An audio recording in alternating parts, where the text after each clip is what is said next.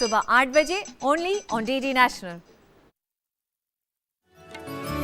दीवार पे कुदरत की फनकार ने दस्तक दी, फिर चलने लगा जादू और फूट पड़ा दरिया। ख्वाबों के खजानों का पत्थर हो के शीशा हो, लकड़ी हो के कपड़ा हो, धातु हो कि नगीना हो, धागा हो या मिट्टी हो, हर शय से उभर आया जीवन का नया चेहरा। फनकार के हाथों से काढ़े गए ये चेहरे, आईना हैरत है, तहरीरे शिफाकत है, अनमोल विरासत है, अनमोल विरासत है।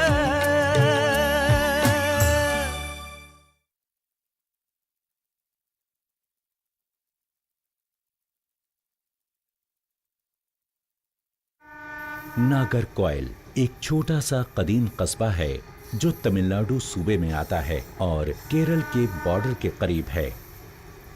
हमारे मुल्क की अनमोल विरासत की खोज में आज मैं थिरुवनंतपुरम से 83 किलोमीटर दूर नागरकोइल में आ पहुंची हूं। ये तमिलनाडु का एक बहुत ही छोटा सा शहर है जो कि दुनिया भर में जाना जाता है वडासेरी गांव के लिए। वडासेरी वो गांव है जिसने आज तक टेम्पल ज्वेलरी बनाने के फन को बरकरार रखा है। तो चलिए चलते हैं वडासेरी गांव। जुनूबी हिंदुस्तान अपने कदीम अदब की मजबूत रिवायत के लिए मशहूर है। क्लासिकल मौसीकी, रिवायती रक्स और जायकेदार खाना और साथ ही साथ हमारे मुल्क के आलीशान मंदिर यहाँ के गहनों में ताज की तरह हैं और टेम्पल ज्वेलरी यहाँ के ताज में किसी रत्न की तरह। टेम्पल ज्वेलरी हमें सीधे 9वीं सदी में ले जाती है। ये खुदाई शान के खूबसूरत गहने मंदिर में देवी देवताओं के नज़ारे को मजीद हुस्न अता करते हैं। ஏழுமலை வாசா உனையே நினைத்தேன், எனது சங்கடம் தீர்ப்பாய் வேங்கடநாதனே, வேங்கடநாதனே। 9वीं सदी से लेकर 16वीं सदी तक देवदासियां मंदिरों में टेम्पल ज्वेलरी का इस्तेमाल देवी देवताओं के सामने नाचने के लिए करती रहीं। टेम्पल ज्वेलरी का आगाज मंदिरों से हुआ और इनकी तरक्की भी वहीं पर हुई, इसीलिए इनका नाम टेम्पल ज्वेलरी पड़ा। नागरकोइल को बुलंदी से देखें तो महसूस होता है जैसे पहाड़ों की गोद में बसा खामोश छोटा सा शहर हो।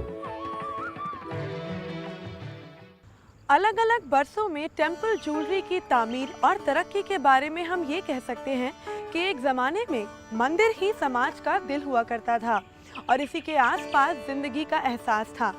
हम सभी जानते हैं कि भरतनाट्यम का आगाज़ मंदिरों से हुआ और इसी के आसपास अदब और आर्ट की भी शुरुआत हुई। 9वीं से 16वीं सदी के बीच चोला, पांड्या और कृष्णदेव राय के खानदानों ने इन्हीं मंदिरों में अपने गहने महफूज रखे, जिनको कि ये तोहफे के तौर पर दिया करते थे। और वहीं अपने ज़्यादती वर्कशॉप्स के ज़रिए उन्होंने माहिर फ़न के ज़रिए इस फ़न को आगे बढ़ाया और इन गहनों को शक्लें अता की। नागरकोइल के पास है खुशनुमा और मशहूर देहात वडासेरी। यहाँ के बाशिंदों ने टेम्पल ज्वेलरी बनाने की अनमोल विरासत को सदियों से जिंदा रखा है। तो चलिए मैं आपको वडासेरी गांव में लेकर चलती हूँ और टेम्पल ज्वेलरी बनाने के तमाम मरहलों से वाकिफ कराती हूँ।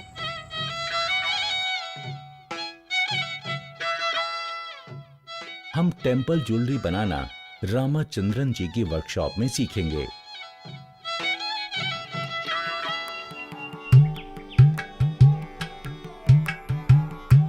वडासेरी के ये फनकार पाटन और असारी के नाम से जाने जाते हैं। किसी भी टेम्पल ज्वेलरी के पीस को बनाने के लिए जरूरी है फनकार के पास बहुत से तरह तरह के औजार हों जो जेवरात बनाने के मुख्तलिफ मराहिल में काम आते हैं।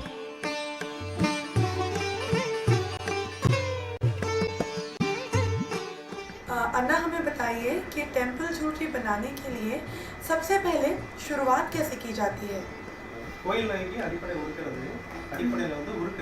टेम्पल ज्वेलरी बनाने के लिए चांदी और तांबे की जरूरत पड़ती है।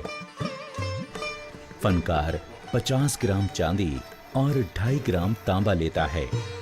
फनकार चांदी और तांबे को पत्थर की कटोरी में मिलाकर भट्टी पर पिघलाता है।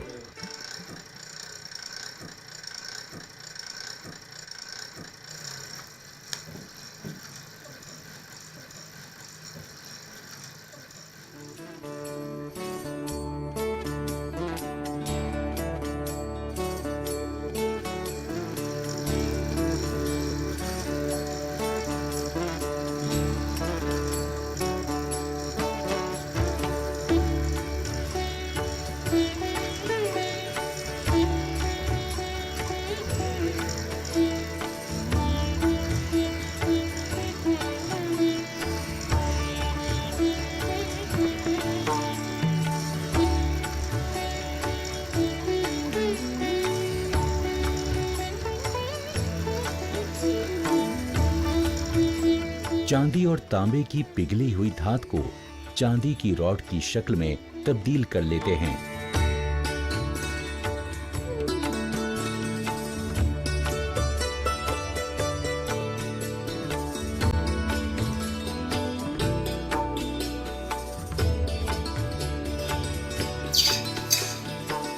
रॉड को ठंडा करने के बाद तार मशीन पर पहले चांदी का गोल तार खींचा जाता है। यहाँ इस काम को नागालिंगम और स्वामीनाथन अंजाम दे रहे हैं।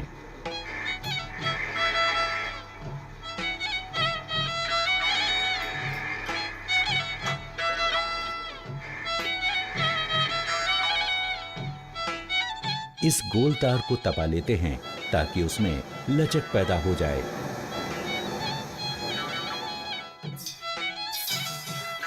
अब इस तार से चांदी की सीधी पट्टी शीट खींची जाएगी।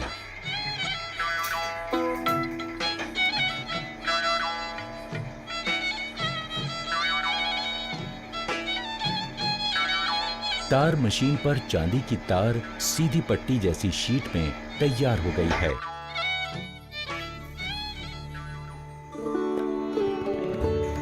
पिघली हुई चांदी और तांबे से ये चांदी की पट्टियां बनाई गई और इन्हीं चांदी की पट्टियों को हम खाम माल मानते हैं टेम्पल ज्वेलरी बनाने का। आगे इन चांदी की पट्टियों के साथ क्या क्या होता है कि ये बेइंतहा खूबसूरत टेम्पल ज्वेलरी का रूप ले लेती है। आइए देखते हैं। यहाँ अलग अलग शक्लों में चांदी दिखाई दे रही है जिसे जेवरात की शक्ल के मुताबिक चुना जाएगा। हर फनकार अपने पास ज्वेलरी के तमाम नमूने डिजाइन रखता है। फनकार अपने ख्वाबों के तस्वुर को नए नए नमूनों को कागज पर उतारता रहता है। टेम्पल ज्वेलरी बनाने के अगले मरहले में हस्बे जरूरत फनकार एक चुने हुए नमूने को गहने की शक्ल में बखूबी बनाता है। नागालिंगम जी चांदी की सीधी पट्टी जैसी तार से गहने का पैटर्न बना रहे हैं जो बड़ा मुश्किल और सब्र का काम है।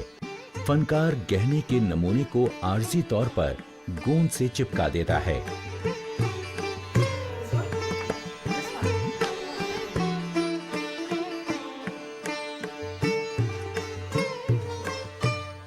यहाँ नाक की शक्ल वाले पेंडेंट बनाए जा रहे हैं।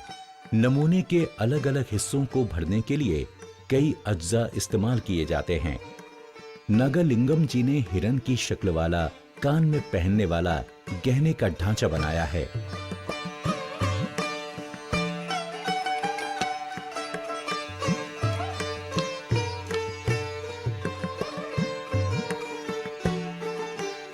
अच्छा है ना? बहुत अच्छा है। गहने के पैटर्न नमूने को जोड़ने के लिए महीन छोटी छोटी चांदी की पट्टियां, जिन्हें यहाँ की जबान में छन्नम कहते हैं, उन्हें गहने के हर हिस्से पर बड़ी एहतियात से सेट कर दिया जाता है।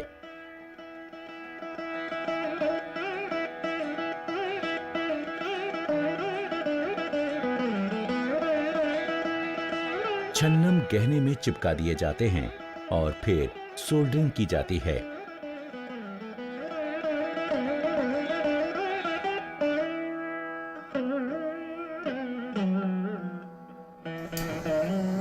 आग से छन्नम चांदी के महीन टुकड़े पिघल जाते हैं और सारा नमूना टांकों से जुड़ जाता है।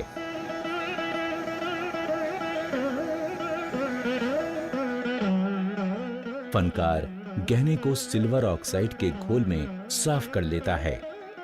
इस बनने वाले गहने का नाम राकड़ी है, जिसे आज पूरा बनाया जाएगा। इस ट्रे में काले पत्थर का पाउडर है और दूसरी में हनी बी वैक्स है। दोनों को मिलाकर गर्म किया जाता है तो वैक्स इस शक्ल में दिखाई देता है। इस मोम के छोटे छोटे टुकड़े कर लेते हैं।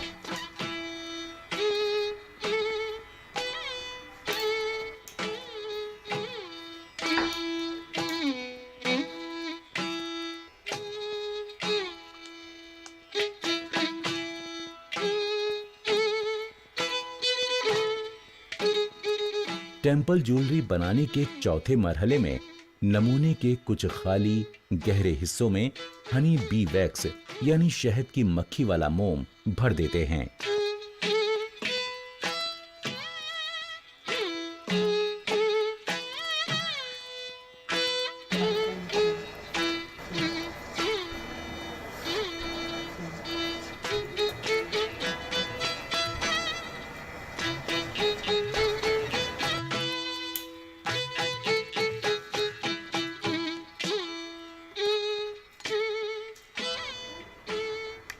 धान के छिलकों और कच्चे कोयले से सुलगती अंगीठी की मदद से फनकार मोम को गर्म करके नमूने के खाली हिस्सों में बड़े ध्यान से भरता है और साथ ही साथ उसे हमवार भी करता जाता है।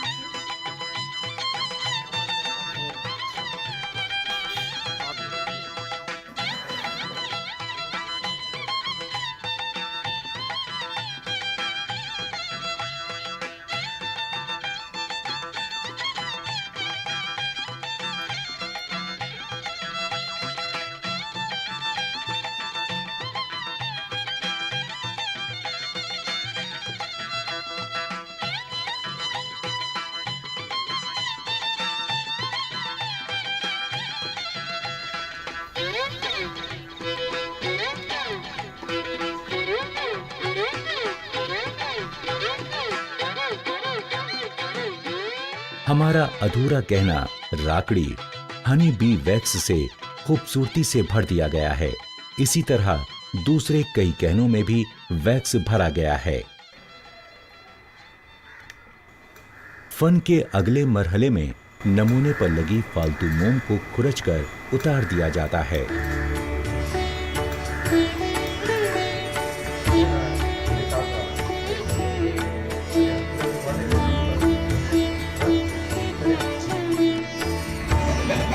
चांदी की वो सतहें जो नमूने का हिस्सा नहीं हैं, उन्हें काटकर निकाल देते हैं। नागालिंगम जी यहाँ नमूने की फालतू सतहों को काटकर निकाल रहे हैं ताकि गहने का नमूना खिलकर दिखाई दे।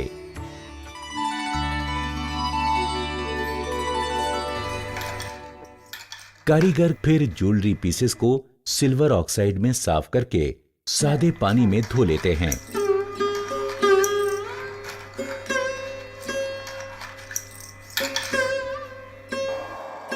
फनकार छठे मरहले में माकूल ब्रश के जरिए रीठों के पानी से गहने को पॉलिश करते हैं। पॉलिश से रफ खुरदुरी सतहें और किनारे हमवार हो जाते हैं।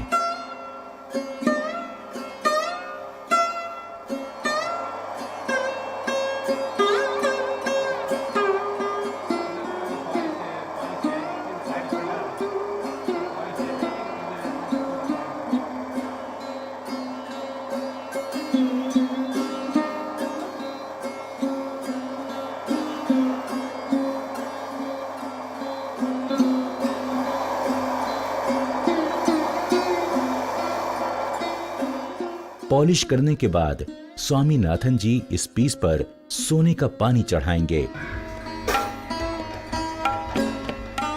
सोने का पानी इलेक्ट्रोप्लेटिंग तकनीक से चढ़ाया जा रहा है।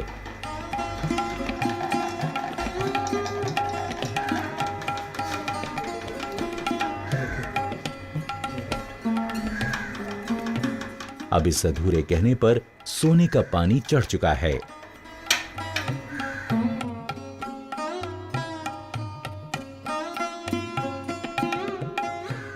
अन्ना, ये पॉलिशिंग गोल्ड की इस पे हो गई, इलेक्ट्रोप्लेटिंग हो चुकी है, तो अब आप आगे क्या करेंगे? இதை நம்ம வந்து கல் பதிக்கிறதுக்கு வேண்டி இந்த குச்சியில் கட்ட போகிறோம். இந்த மெழுகை வச்சு மெழுகை ஹீட் பண்ணி வச்சுக்கிட்டு இதை இதில் கட்ட போகிறோம். இப்போ கட்டி கல் பதிக்கிறதுக்கு வேண்டி எடுக்க போகிறோம்.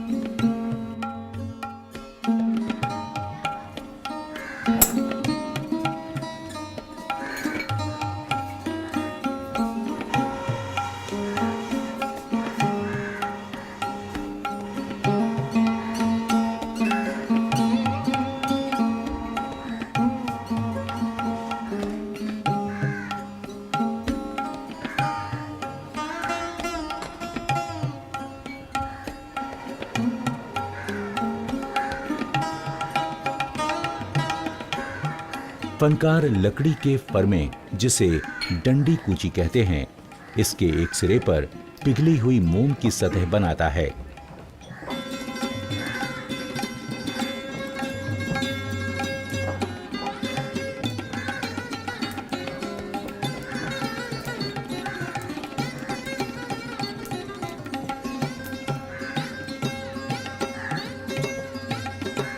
इस पिघली मोम पर गहना फिक्स कर दिया जाता है ताकि काम करते वक्त गहना हिले नहीं।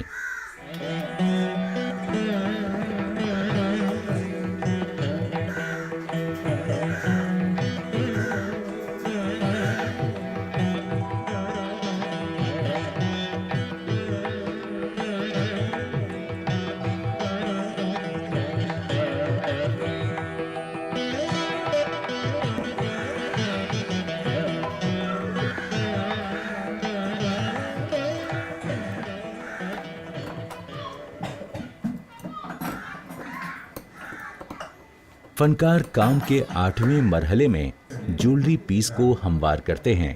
इस स्टेज को फाइलिंग भी कहते हैं। काम के इस मरहले में गहने की घिसाई वाले पत्थर या फिर फाइलिंग औजारों की मदद से घिसाई की जाती है।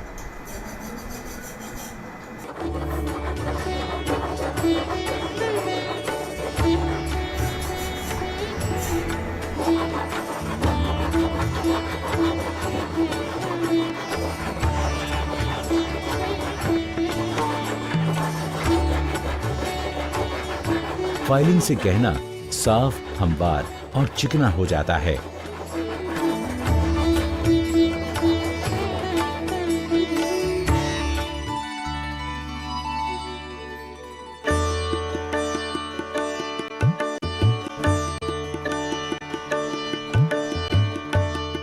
टेम्पल ज्वेलरी बनाने के 9वें मरहले में कीमती जवाहिरात या पत्थरों को गहने की वैक्स पर सेट किया जाता है।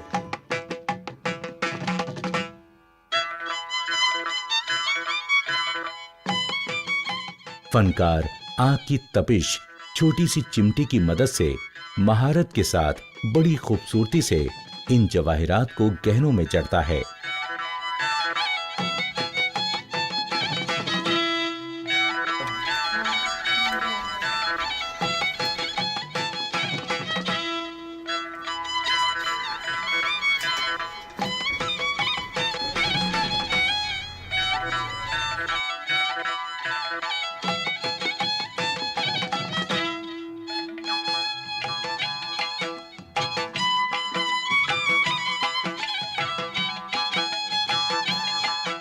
फनकार बेहतरीन हुनर की बदौलत रूबी, पन्नों, कैम्पस्टोन का गहनों में हैरत अंगेज जलवा बिखेरता है।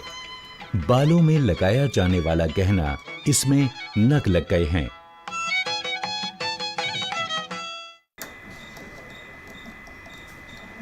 जेवरात में नग जड़ने के बाद उसकी फिनिशिंग की जाती है। फनकार फिनिशिंग में गहने को निखारता है। फिनिशिंग के दौरान गहने को साफ किया जाता है।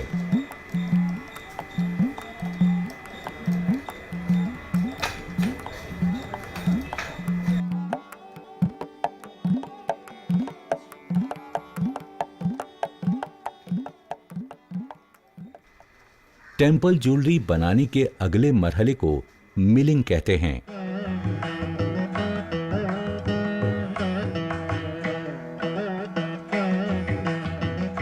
मिलिंग में यकसुयत, मुकम्मल ध्यान और औजार को चलाने का हुनर कमाल दिखाता है। इस तकनीक में कारीगर नगों के आसपास और गहने के नमूने में औजार की मदद से बेहतरीन साफ गहराई पैदा करता है। मिलिंग तकनीक में गहराई इसलिए बनाई जाती है ताकि जेवरात में सोने के फॉइल पतरे को चढ़ाया जा सके।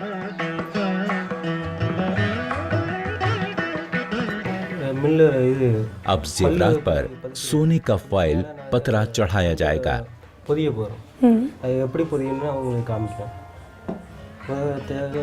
सोने के फॉइल पतरे को लचीला करने के लिए उसे आग में दबाकर छोटी छोटी कतरनें काट ली जाती हैं।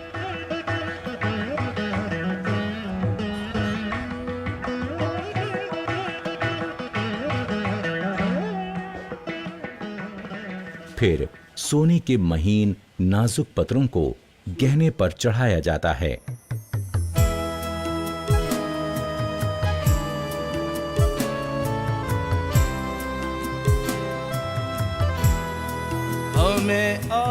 इस पतरे को चढ़ाने के लिए तजुर्बा, खास हुनर और हौसले की जरूरत होती है। विरासत हमें आवाज देती है, ये सदियों की विरासत। हमें महफूज रखो, हमें जिंदा रखो यारो, के हम हैं हुनर हिंदुस्तान के। अनमोल विरासत, अनमोल विरासत, अनमोल विरासत। हमारे पूरे गहने में इस तरह सोने का फॉइल पतरा लग जाएगा। फनकार ने इस गहने पर सोने का पतरा चढ़ा दिया है। गहने पर सोने का फॉइल चढ़ाने के बाद कारीगर छोटे छोटे औजारों से जेवरात की पॉलिश करते हैं। टेम्पल ज्वेलरी बनाने का ये आखिरी मरहला है।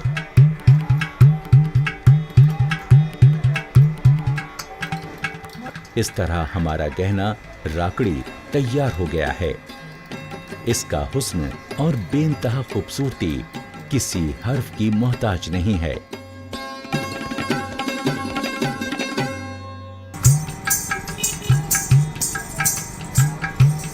तो देखा आपने टेम्पल ज्वेलरी का कमाल।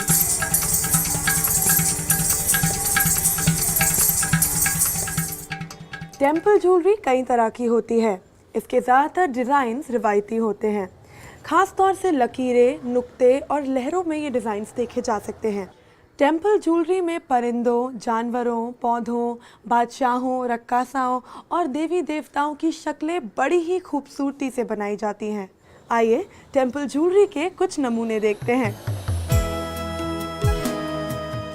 तमिलनाडु में ख़वातीन टेम्पल ज्वेलरी को शादी ब्याह, त्योहारों, तीर्थों पर बड़े शौक से पहनती हैं। टेम्पल ज्वेलरी को जेब तन करना बड़ा मुबारक माना जाता है, क्योंकि टेम्पल ज्वेलरी का काम वडासेरी गांव में कदीम जमाने से होता आया है, इसलिए इन्हें वडासेरी ज्वेलरी भी कहते हैं।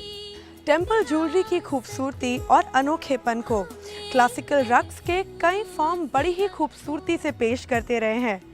गोया टेम्पल ज्वेलरी कई सदियों से लोगों को मुतासिर करती रही है। जदीद जमाने में टेम्पल ज्वेलरी सेट्स और दूसरे गहने बेहद मशहूर हैं।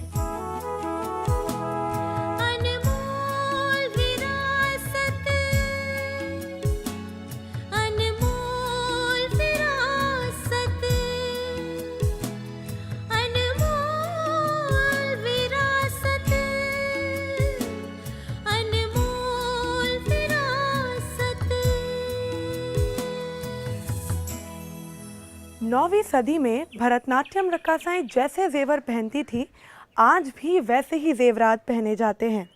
मैंने भी ये जेवरात पहने हुए हैं। ये मैंने विंध्यसरम लगा रखा है और ये है सूर्यन और ये है चंद्रन। आइए आपको कुछ बेहद हसीन नमूने दिखाएं। टेम्पल ज्वेलरी हिंदुस्तान की विरासत है। इसने भरतनाट्यम, कुचिपुड़ी जैसे रक्स की सरपरस्ती की है। टेम्पल ज्वेलरी के पीछे सभी का अपना अपना अकीदा होता है। सूर्यन और चंद्रन के पीछे लोगों का अकीदा ये है कि सूरज और चांद उनकी हिफाजत करेंगे। ज़्यादातर टेम्पल ज्वेलरी के पसे पर्दा लोगों का कोई ना कोई अकीदा ज़रूर होता है। 9वीं सदी से लेकर 21वीं सदी तक टेम्पल ज्वेलरी की शक्लों में कोई बदलाव नहीं आया। इनकी रवायती शक्लें आज भी बरकरार हैं और यही इनकी खूबी है, यही इनका हुस्न है। ये गहने सचमुच में हिंदुस्तानी आर्ट और अदब को वकार अता करते हैं।